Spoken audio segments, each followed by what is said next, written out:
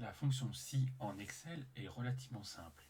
Il s'agit juste d'une traduction du français dans la formule appliquée dans Excel. Prenons par exemple cette phrase en français. Si il pleut, alors je prends mon parapluie, sinon je prends mon chapeau. Premièrement, on a un test qui se fait juste après le si. On va regarder s'il pleut ou pas.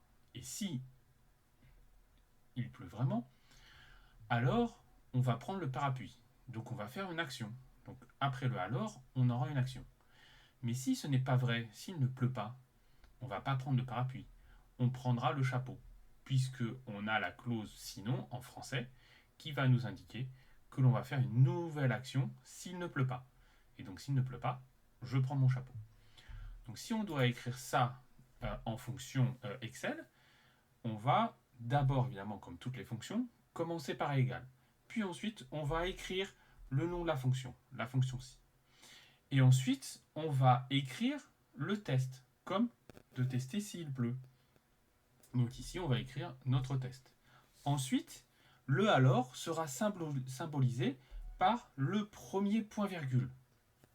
Donc là, il y a une correspondance directe entre le premier point-virgule et le mot alors en français. Ensuite, on va donner la première action qui arrive après le alors. Et enfin, on va pouvoir avoir l'action qui correspond au deuxième point-virgule qui correspond au sinon.